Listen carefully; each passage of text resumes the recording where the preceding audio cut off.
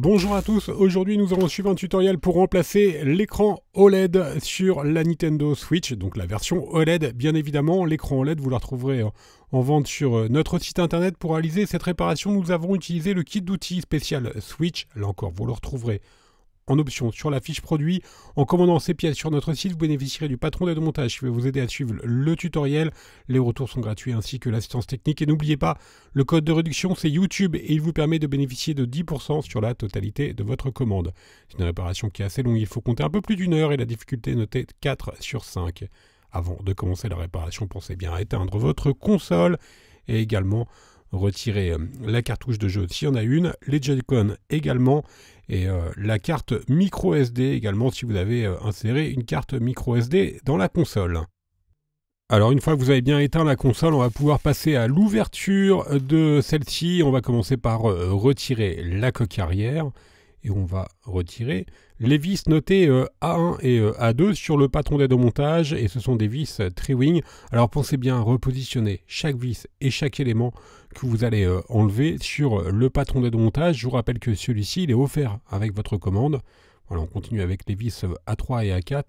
Alors vous allez voir, vous allez avoir beaucoup de vis et beaucoup d'éléments à retirer. Voici le patron d'aide au montage, donc on repositionne bien toutes les pièces à chaque fois sur le patron. Alors il nous reste encore 3 vis à retirer pour enlever la coque, la vis notée A5, et enfin sur le côté au niveau des rails A6 et A7. Je vous rappelle que bien sûr là on est en train de démonter la Switch OLED. Vous avez un autre tutoriel pour la Switch classique et évidemment c'est pas les mêmes écrans. D'ailleurs le Switch OLED, l'écran il est bien sûr assemblé. Donc vous avez la vitre et l'afficheur qui est collé en usine. Vous ne pouvez pas changer l'un sur l'autre, contrairement à la Switch classique. Maintenant, on vient d'éclipser la coque arrière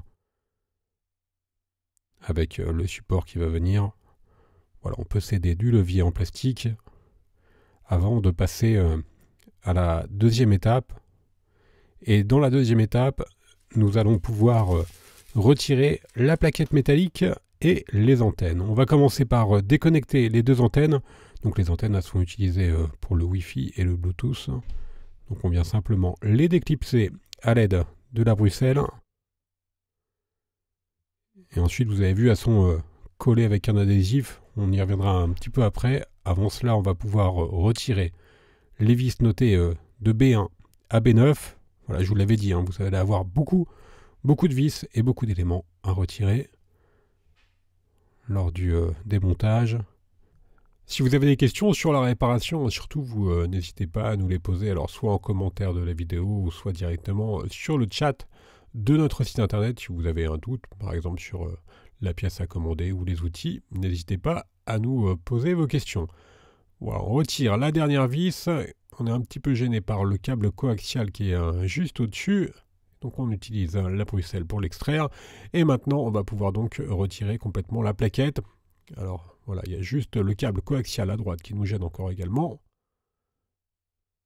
Tout simplement, il est passé dans des guides, donc on doit le désengager pour retirer complètement la plaquette. Vous faites attention à cette étape-là. Et on a un accès direct à la carte mère et à la batterie.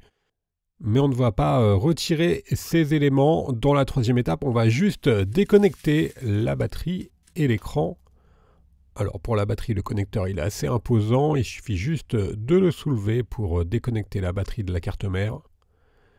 Et maintenant pour l'écran OLED, on va juste devoir retirer la vis C1. Et ensuite, on peut retirer le module de cartouche et de lecteur SD, alors qui est assez imposant. Et sous ce module, on va retrouver la nappe de l'écran que l'on va déconnecter. Donc on a relevé le petit clapet à 90 degrés, ensuite on vient tirer sur la nappe pour la désengager, et on a donc déconnecté notre écran OLED. On va remettre notre console à l'endroit, et on va pouvoir maintenant retirer l'écran dans la quatrième étape. Donc en fait on va le décoller l'écran, et pour cela on va devoir chauffer tout le contour de celui-ci pendant 15 à 20 secondes, alors soit avec un décapeur thermique ou un sèche-cheveux, ou encore avec un coussin chauffant. Une fois qu'on a correctement chauffé tout le contour de l'écran, on va pouvoir appliquer la ventouse sur le bord de celui-ci. On va tirer sur la ventouse et on va insérer le Mediator en métal percé entre la vitre et le châssis pour créer un point d'insertion. Et ensuite, on utilise les Mediators en plastique pour finaliser le décollage de l'écran. On les fait glisser tout simplement sur le contour. Alors je vous le rappelle, évidemment, l'écran, c'est un écran OLED, donc la vitre et l'afficheur OLED sont collés ensemble en usine, donc contrairement à la Switch classique, vous ne pouvez pas changer que le LCD ou que la vitre, vous êtes obligé de changer le bloc complet, enfin l'écran complet. C'est une réparation qui est un petit peu plus chère, mais l'avantage également, c'est que vous aurez un résultat de réparation qui sera parfait. Donc là, c'est impossible, par exemple, d'avoir des poussières qui viennent se glisser entre l'afficheur et la vitre, étant donné que les deux éléments sont collés ensemble en usine. Mais forcément, un écran LED, ça coûte un petit peu plus cher qu'un écran LCD. Alors, on a quasiment finalisé le décollage de l'écran. Vous avez vu, elle est juste collée sur 1 ou 2 mm sur tout le contour. Donc, il est relativement facile à décoller. Et une fois qu'on a bien fait glisser les médiators sur tout le contour, on retire l'écran à l'aide de la ventouse. On fera attention à la nappe. Voilà, elle va venir toute seule. On retire la ventouse. Et la partie démontage est donc terminée. On voit bien notre écran OLED. Et on va pouvoir passer, bien sûr, au remontage. Alors, pour cela, on va prendre, bien sûr, le nouvel écran. On enlève, si besoin, les protections du nouvel écran. Au préalable, on va également nettoyer le châssis, donc le contour du châssis en enlevant les restes d'adhésif. Une fois que le châssis est correctement nettoyé, on va appliquer un filet de colle B7000 sur tout le contour du châssis. Donc la colle, vous la retrouverez bien sûr soit dans le kit d'outils spécial Switch, ou également en vente directement sur notre site internet. Donc n'oubliez pas, il est inclus dans le kit. Une fois qu'on a appliqué un filet de colle, on reprend notre nouvel écran OLED, évidemment. On vient refaire la pliure de la nappe de celui-ci. On repasse la nappe dans le trou du châssis. Et on vient bien sûr repositionner notre écran sur le châssis. Maintenant, on n'a plus qu'à mettre la console sous presse. Alors nous, on utilise des pinces de serrage, mais vous pouvez par exemple mettre votre téléphone sous un livre. Et ensuite, on va attendre une demi-heure, le temps que la colle fasse effet. Alors vous inquiétez pas, si vous avez quelques résidus de colle qui apparaissent, on pourra les nettoyer ensuite très facilement avec une lingette humide. On vient reconnecter notre écran, donc pour rappel, le clapet il est relevé à 90 degrés, on insère la nappe et ensuite on vient refermer le clapet. On ne reconnecte pas tout de suite la batterie, on vient remettre avant cela le lecteur de carte, donc de carte micro SD ou également de cartouches de jeu. Et on vient le refixer à l'aide de la vis C1.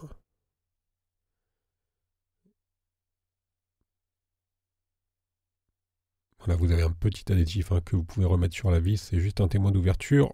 Ensuite, seulement on reconnecte la batterie. Et maintenant, on va pouvoir bien sûr remettre la plaquette métallique avec les antennes. Donc vous faites attention, juste à droite, voilà, bien repasser le câble de l'antenne dans les guides sur le châssis.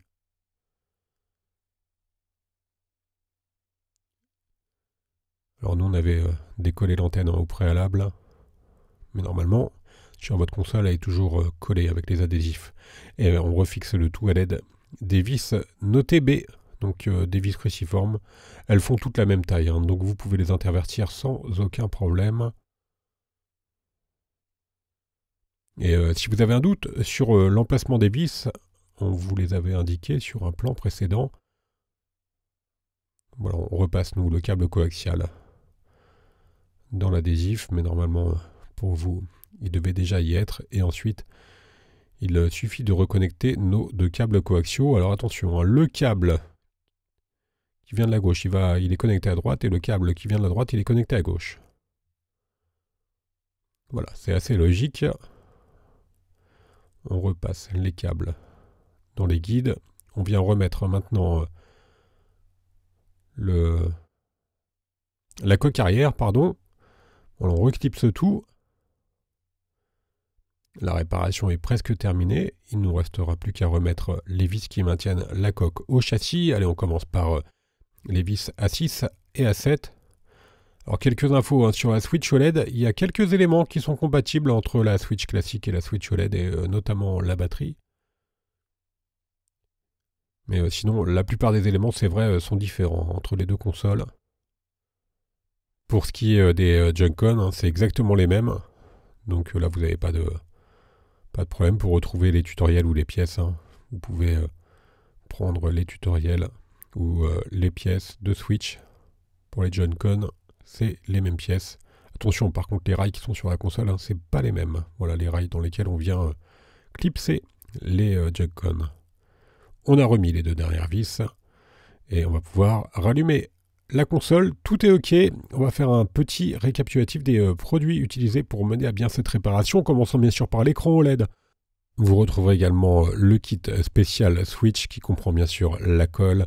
N'oubliez pas que l'on reste joignable par mail, par chat, également par téléphone. Et n'oubliez pas le code de remise, surtout c'est le plus important, c'est YouTube. Et il vous permet de bénéficier de 10% sur la totalité de votre commande. Il est rentré directement dans la page panier. Vous nous retrouverez bien sûr sur les différents réseaux sociaux. Merci à tous d'avoir suivi ce tutoriel. Quant à moi, je vous laisse avec un lien direct vers la pièce détachée. Et à bientôt pour de nouvelles réparations.